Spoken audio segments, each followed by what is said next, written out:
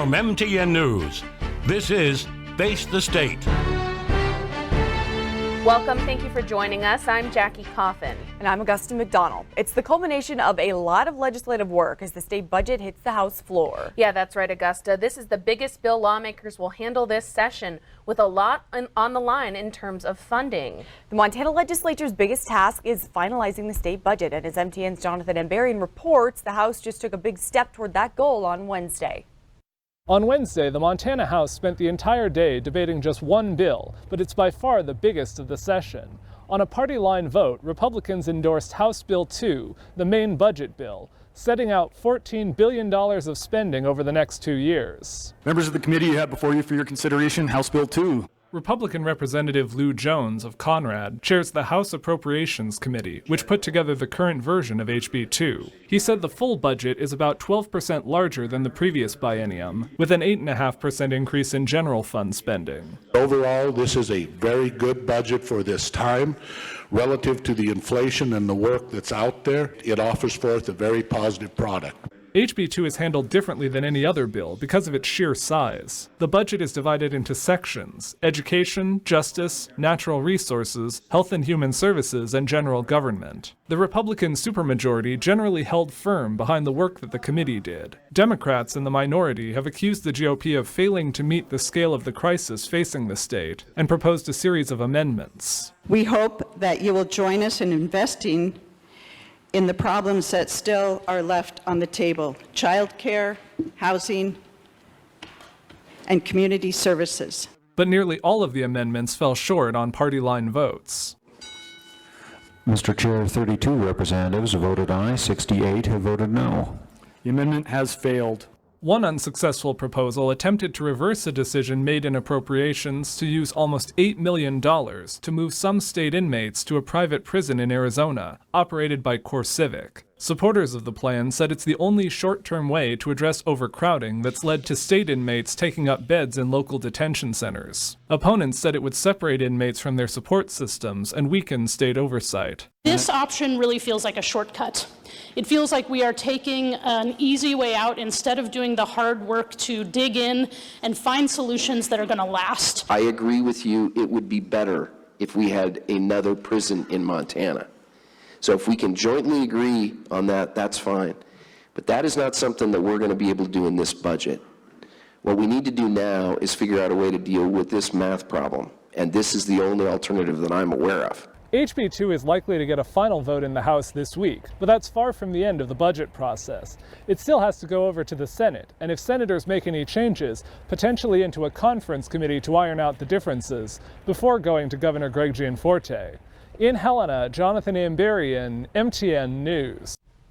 Meanwhile, the state just launched a new website to update Montanans on new income and property tax rebates. The two tax rebates were signed into law by Governor Greg Gianforte last week. The individual income tax rebate is $1,250 for individual filers and $2,500 for married couples filing jointly. It covers taxes paid in 2021. Eligible individuals shouldn't have to do anything to claim the rebate. The Department of Revenue plans to begin issuing them in July. Information about the property tax rebate can be found at mtrevenue.gov. And the Montana Indian Child Welfare Act received strong support in Senate committee on Wednesday. The measure would put federal ICWA protections into statute and add some additional supports. Dozens of proponents spoke, and its next hearing has not yet been scheduled. Senate Bill 99 had a contentious hearing in the Senate last month. Things in the House didn't get that heated, but it remained a sensitive topic. I know this next issue is a very contentious one. All sides of this issue hold their positions very dearly. We are going to keep this very tight to the bill. I expect the body to hold this debate in a very respectful way. SB 99 passed 65-35 in a preliminary vote Thursday, with almost all Republicans in support and all Democrats in opposition. The bill would prohibit gender-affirming procedures for transgender people younger than 18, including hormone treatment and surgeries. And it would threaten healthcare providers who do provide those treatments with a license suspension and legal liability. Supporters of the bill said it's not unusual for the state to restrict what minors can consent to, and that these procedures can carry long-lasting effects. It's important to remember that this bill is about permanent life-altering medical procedures. And it's also important to remember we're not talking about adults, we're talking about children. Let's be clear. We're not saying don't transition. We're simply saying wait until you're 18. Opponents of the bill said these procedures have been done on more than just transgender youth, and this restriction would interfere with families' medical decisions. The bottom line is that under this bill, only some Montanans can access care. Only some parents can make the choices that they deem fit for their kids. Only some kids can live their life as they choose. Democratic Representative Zoe Zephyr of Missoula, who is transgender, said legislation like this has a real impact on transgender people. We will be there for one another through this. And ultimately, we will win this fight in the end.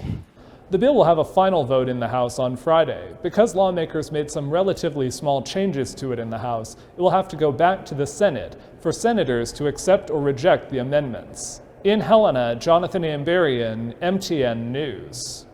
Well, a total abortion ban lasts just days in Wyoming as a Jackson Hole judge grants a temporary restraining order in a lawsuit over abortion laws. Teton County District Court Judge Melissa Owens is temporarily blocking the state's abortion ban, which just took effect Sunday. Governor Mark Gordon let a bill pass into law without his signature. A second bill he did sign bans the use, sale, and distribution of abortion pills in Wyoming, effective July 1st. Wyoming's constitution guarantees adults the right to make health care decisions, but the legislature passed a bill saying abortion is not health care. In her ruling, Judge Owens said the state cannot legislate away a constitutional right, but she has not weighed in on the abortion pill ban. Also Wednesday, the U.S. Attorney for Wyoming announced the arrest of 22-year-old Lorna Green, a Casper woman accused of arson for setting fire to a clinic that offers abortion services last May. And Montana's legislators are tackling the state's affordable housing crisis this week. A Senate bill is now under consideration in the House that would require Montana's larger cities and towns to adopt 5 out of a menu of 14 strategies for increasing housing access. That includes things like allowing greater density and reducing restrictions on accessory dwelling units. The idea is if we can mesh these acts together a bit better and do our planning on the front end, we're going to have a more predictable process, both for the developers and the neighborhoods, and we're going to have a more streamlined process, just a quicker, more predictable development atmosphere in Montana. Other Senate bills now up for consideration in the House would require large cities to accept duplexes, triplexes, and fourplexes in residential areas and to allow more multifamily and mixed-use development. Coming up, we're not done with the budget yet. Stay tuned to Face the State. Welcome back to Face the State. Welcome back to Face the State. Joining me now, I have Rose Bender. She is the Director of Research with the Montana Budget and Policy Center, who have been tracking legislation throughout the legislative session. So thank you, Rose, for joining me. I appreciate it. Thank you for having me. So let's start with your feedback on the healthcare funding in HB2.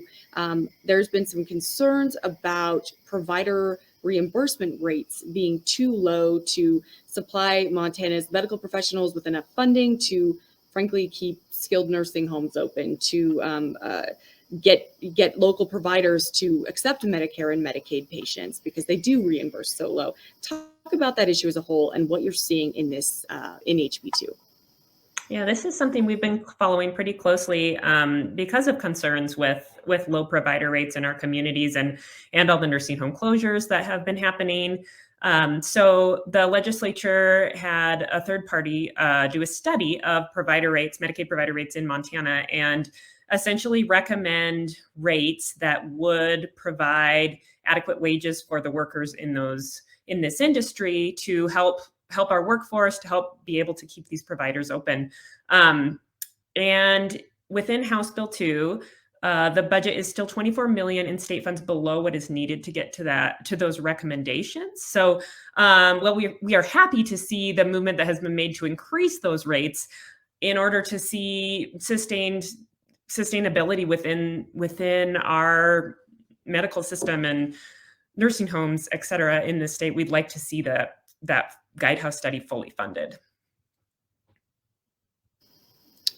And Governor Gianforte asked for a pretty big investment into the Department of Justice this session, including some additional funding for public defenders. So talk about the issue, why public defenders are, I guess, what happens when a state doesn't have enough public defenders for its population, and where HB 2 funded the level of need to, like kind of what's needed at this point. Yeah, thank you for the question. So over the interim, the governor's budget office worked with the Office of Public Defender, whose legal obligation is to provide defense for Montanans living in the legal system, living on low and moderate incomes. And what the governor proposed, there's still a gap of over $7 million in funding for the Office of Public Defender. If you take all the cases where public defenders are required each month, right now, the Office of Public Defender has approximately 60 full-time employees worth of work that they cannot get to. So within the governor's budget, they only proposed 20 new employees, and only 5 of those are currently funded. This is problematic because this will result in delays in justice, delays in folks getting access to representation within the legal system. And we know that there is a big connection between the funding in Section D, or the public safety work, and the funding in Section B. So if folks don't receive the defense that they need, it results in a system where people are more likely to be put in jail, and that results in its bad outcomes for families in Montana. Okay, and another question within our justice system spending this session, kind of surprise contract with an out-of-state correction facility popped up in the funding bill. Talk about the CoreCivic contract, kind of how this evolved and what you're watching. Yeah, this is something we're quite concerned about. So without a full hearing, the House Appropriations Committee approved a contract with CoreCivic to move up to 120 incarcerated Montanans to a facility in Arizona. This is just concerning for many reasons. One, when those incarcerated have close connections with their families and communities, they're more likely to have a successful transition out of incarceration. That is much harder to do when you are states away. Also, CoreCivic has a long history of basic human rights challenges and abuses within their facilities, and Montana will not have oversight or accountability over the treatment of these Montanans who are sent to Arizona. Folks are asking, well, if there is an overpopulation problem in the prison, what can we do? And there are about 100 people sitting in prison today who have been granted parole, but are waiting in prison because there are not enough beds in our pre-release facilities. The Department of Corrections presented options for expanding pre-release, and the committee rejected those options. But that is one option that would be an alternative to sending 120 incarcerated Montanans to a facility that we do not have oversight or accountability over, and to a facility run by a company that has in the past had many human rights abuses. And was this solution, the CoreCivic contract and sending Montana inmates out of state, was that proposed solution a surprise to folks who were watching how the Department of Corrections was going to resolve their bed shortages? Yes, this was not an option that was included in the department's proposals during the subcommittee. So it was certainly a surprise to see this amendment pop up and then pass. Okay. And now let's talk a little bit about housing. One of the big questions going into this session was, what sort of solutions could be developed? Where could money come from to address a lack of housing, a lack of affordable housing, and of course, all of the ripple effects of a lack of affordable housing in terms of all the different categories and industries that don't have enough workers, or kind of the ripple effect of issues of not having a middle-class workforce that can afford to live and be here. So talk a little bit about where, it almost seems like it was kind of an open question. What solutions have been proposed? Where did the funding end up going? And do you think it's going to be enough? Yeah, housing is something we've been thus far this session been pretty disappointed with solutions that have been moving forward. There is still no direct state investment in affordable housing solutions in the budget.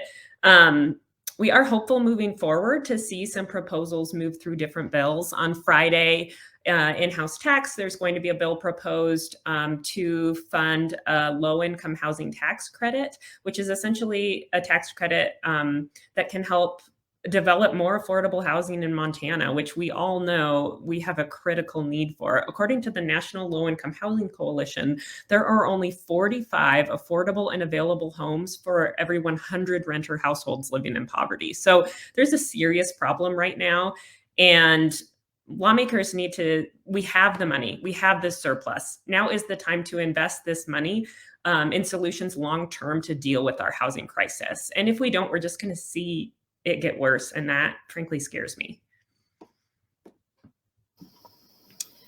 And I guess, okay, so I believe it was last week, Governor Gianforte signed the tax cut legislation. Talk about, we opened the session talking a little bit about his proposed tax cuts, which amounted to about $1 billion. Talk about, as you've crunched the numbers, seeing who was going to actually see cash back in their accounts, who's getting those tax cuts, and how does that affect the overall picture of trying to relieve some of the economic stress in our state as we experience roughly 8% inflation? Yeah, so the governor has already signed into law at a very rapid pace compared to any other sessions I've had any contact with, $1 billion in tax cut that overwhelmingly benefit the wealthy and short-term rebates. So the property tax solutions we see in these rebates are essentially one-time cash to folks who own houses that aren't targeted to those who are struggling with the high cost of housing. And it's one time. So you get a check and then the problem continues. Our affordability of housing in the state does not change. The long-term, the big income tax cut, which will last long-term, goes overwhelmingly to the wealthy. Those earning, the top 1%, those earnings upwards of over $550,000 a year will get on average $6,000. Those earning around the median income will get maybe $50,000, so probably not even enough for a tank of gas. And there was one policy in some of the healthcare solutions that you were happy to see, supporting postpartum, postpartum care. Talk a little bit about that. Yeah, this is a positive thing that we've seen in our budget. There was an amendment to extend Medicaid coverage for 1 year after giving birth to folks on Medicaid, and that's a pretty fantastic policy for the legislature to be moving forward. As we know, as most people know, that's a pretty hard year for a lot of folks right after giving birth, and people need access to care, and this will provide that for Montanans. Again, Rose Bender, policy researcher with the Montana Budget and Policy Center. Thank you so much. Thank you. Join our political team on Facebook. Follow MTN Politics for the latest from the 68th session and more. Welcome back to Face the State. Advertising across the state. She's sponsoring a bill to prohibit dispensaries from promoting their business or brand in print, over TV and radio, or using a billboard. Seekins Crow argues ads have gone beyond what was intended when the legislature set regulations on recreational dispensaries. But her bill is drawing opposition from marijuana businesses and the State Newspaper Association. That's what we do, is we say this is how we want this to look. We have regulated this industry, and this is part of the regulations with this. What you have then is a cycle of the law getting stricter, and the people who getting around it keep getting around it, and the people who are compliant are just consistently suffering the consequences of stricter laws. Another bill in the state Senate is designed to make drug test kits legal in Montana. Right now, owning the tests designed to stop fentanyl overdoses could actually land someone a possession charge. Q2's Diane Parker reports on the bipartisan effort to change that law. Quick drive around town will show you that you can find drug testing kits here in Montana just like this at about any local box store, a grocery store, pharmacy, even ones like this at your local dollar store. Now, what you may not know is that these are actually illegal here in Montana, and that has law enforcement officials and state lawmakers working to make these legal, especially with the rise of fentanyl overdoses in Montana. One death is too many. It's pretty imperative that we make sure that these test strips are not illegal. But right now, they are illegal due to what lawmakers call code clutter. That has Billings State Representative Katie Zolnikov working hard in Helena to strike the word test from a long list of items considered drug paraphernalia. There are people across the state who are unknowingly breaking the law. In Montana, criminal possession of drug paraphernalia is a misdemeanor punishable by up to 6 months in prison and/or an up to $500 fine. From just individual consumers to law enforcement officers to, in some cases, business owners, if they are wanting to administer drug tests, they're using these drug tests. It's technically considered drug paraphernalia. There's a lot of folks breaking the law, but it isn't enforced. After checking with multiple law enforcement agencies, Montana Highway Patrol, Billings Police, and the Yellowstone County Sheriff's Office, I found exactly 0 citations on record. Usually the people that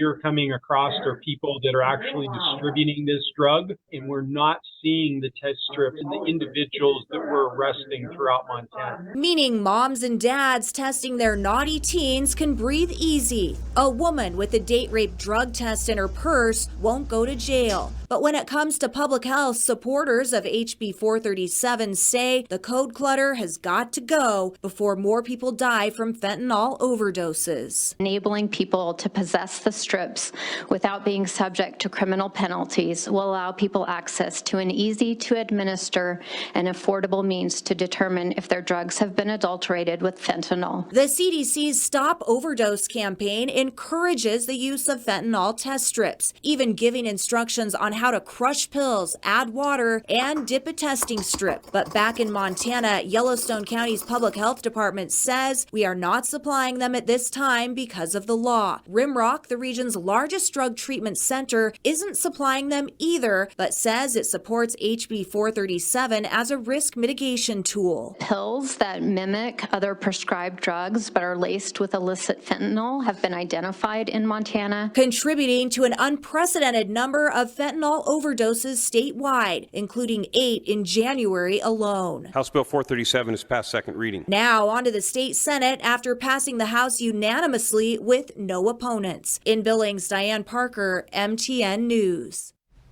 Thanks, Diane. Once House Bill 437 hits the state Senate, if approved, it would take effect immediately, making drug test strips legal in Montana. We'll be right back with a look at what's ahead in the legislature to come on Face the State. Follow MTN's coverage of the 68th session online anytime at your local MTN website.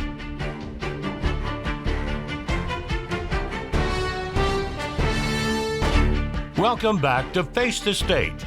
Welcome back to Face the State. We're joined now by Jonathan Ambarian, MTN senior political correspondent, to talk a little bit about the week to come with the Montana legislature. Jonathan, we saw a big week with the budget. What are your reflections from this week, and what are you looking ahead to next week?